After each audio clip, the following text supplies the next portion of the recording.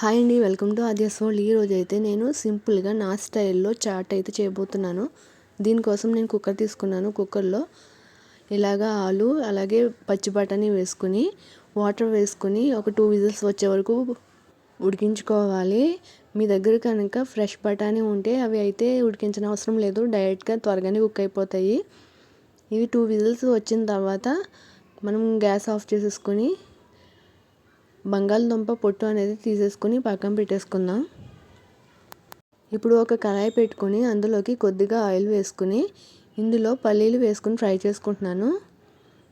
చాట్లో పల్లీలు వేసుకుంటారు కదా, అవి ఇంకా ముందుగానే ఫ్రై చేసేస్తున్నాను.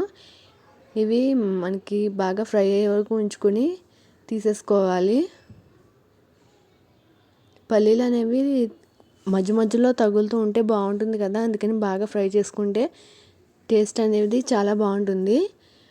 పల్లీలన్నీ ఫ్రై చేసేసుకున్న తర్వాత ఇప్పుడు దీంట్లోకి టమాటా వేసుకుంటున్నాను.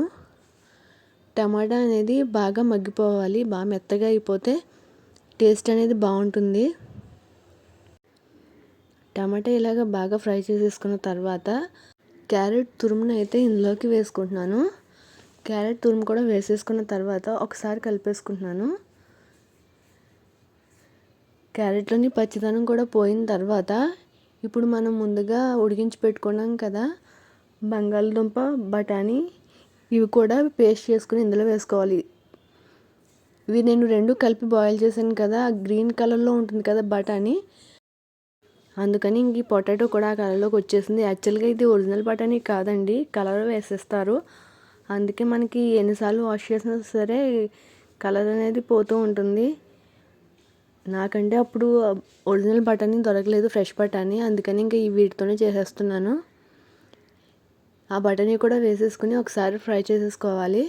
తర్వాత దీంట్లోకి కొంచెం పసుపు, కారం, సాల్ట్ అలాగే కొంచెం చాట్ మసాలా కూడా వేసుకోవాలి. నా దగ్గర అయితే చాట్ మసాలా లేదు, ఒకవేళ ఉంటే మీరు అది వేసుకోండి, లేకపోతే కొంచెం గరం మసాలానే వేసుకోవచ్చు. ఇవన్నీ వేసేసుకుని ఒకసారి కలిపేసుకోవాలి. ఒకసారి కలిపేసేసుకున్న తర్వాత దీంట్లోకి శనగపిండిలో వాటర్ కలుపుకొని ఆ వాటర్ని ఇందులో యాడ్ చేసేస్తున్నాను. శనగపిండి అనేది మరీ ఎక్కువగా తీసుకోకూడదండి, ఒక 2 స్పూన్లు అయితే సరిపోతుంది. అది గ్రేవీ థిక్నెస్ కోసం మాత్రమే. చూస్తున్నారు కదా, ఇలాగా థిక్గా వచ్చేస్తుంది చాట్ అనేది. ఇలా థిక్గా వచ్చేసిన తర్వాత ఒకసారి టేస్ట్ చూసుకోండి. మీకు సాల్ట్ అది సరిపోకపోయినా ఇక్కడ వేసుకోవచ్చు. నాకైతే కొంచెం సాల్ట్ సరిపోలేదు, అందుకని వేసుకుంటున్నాను. అంతా అయిపోయిన తర్వాత ఇంకా లాస్ట్లో లెమన్ పిండి వేసుకుంటున్నాను. అలాగే కొంచెం కొత్తిమీర కూడా యాడ్ చేసేసుకుంటున్నాను. ఒక్కసారి చాట్ ట్రై చేయండి, బయట కంటే కూడా చాలా బాగుంటుంది. సర్వ్ చేసుకునే ముందు ఆనియన్స్, పల్లీలు, కొత్తిమీర వేసుకుంటే రెడీ అయిపోయినట్టే అండి. మీరు కూడా ట్రై చేసి ఎలా ఉందో నాకు కామెంట్ చేయండి. బాయ్.